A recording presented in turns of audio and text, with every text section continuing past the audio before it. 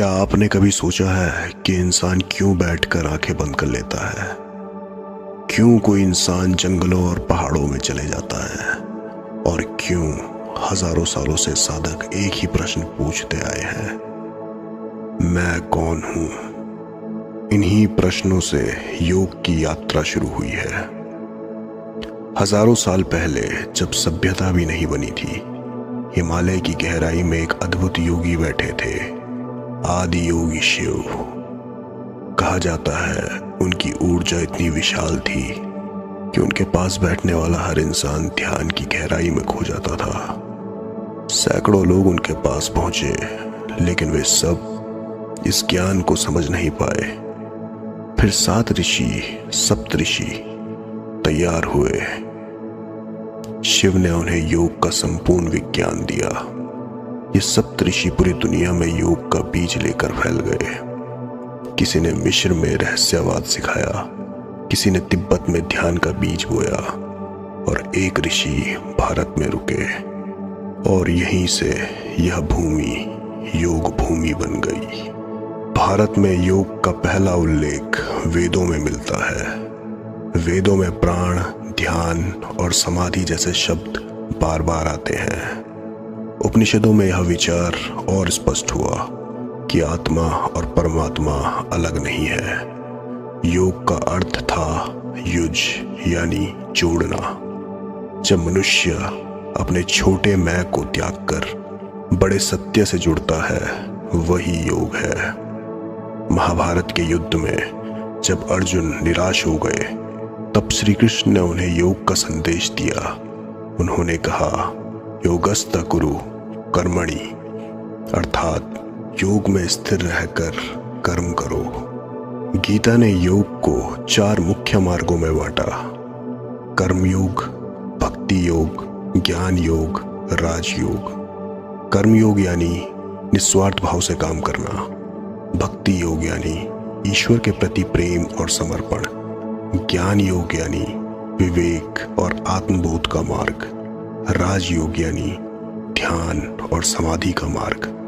इस प्रकार गीता ने योग को हर इंसान के जीवन में उतार दिया। लेकिन योग का सबसे व्यवस्थित रूप हमें मिला महर्षि पतंजलि से।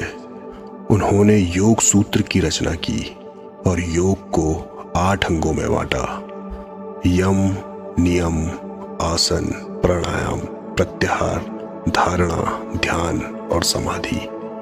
यह 8 सीढ़ियां साधक को धीरे धीरे मुक्त कर देती है। पतंजलि के बाद कई साधकों ने योग को अलग अलग रूप दिया।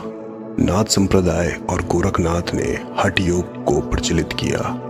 हठ योग ने शरीर और प्राण की शुद्धि पर जोर दिया, क्योंकि अगर शरीर और श्वास असंतुलित हो तो ध्यान करना मुश्किल हो जाता है। समय के साथ योग केवल साधना नहीं रहा, बल्कि भक्ति का उत्सव बन गया। कबीर ने कहा, साधो सहज समाधि भली। मीरा ने भक्ति योग को अपने प्रेम से सजाया। गुरु नानक ने ध्यान और नाम स्मरण को योग का आधार बनाया।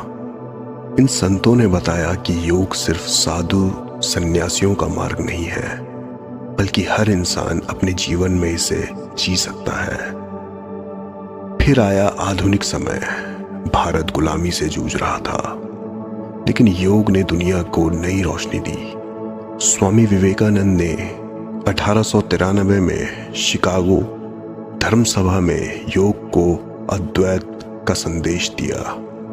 परमहंस योगानंद ने अपनी किताब ऑटोबायोग्राफी ऑफ अ योगी से पश्चिम को क्रिया योग का परिचय कराया। स्वामी शिवानंद और स्वामी सत्यानंद ने योग के कई रूपों को सरल बनाया। महर्षि महेश योगी ने ध्यान योग को विश्व भर में फैलाया। धीरे धीरे पूरा संसार योग को अपनाने लगा। आज योग केवल भारत तक सीमित नहीं है। 21 जून को पूरी दुनिया अंतर्राष्ट्रीय योग दिवस मनाती है। लाखों लोग इसे सिर्फ स्वास्थ्य और फिटनेस के लिए करते हैं, लेकिन असली योग इससे कहीं गहरा है। योग हमें याद दिलाता है कि हम केवल शरीर नहीं हैं, हम केवल विचार नहीं है, बल्कि हम असीम चेतना है।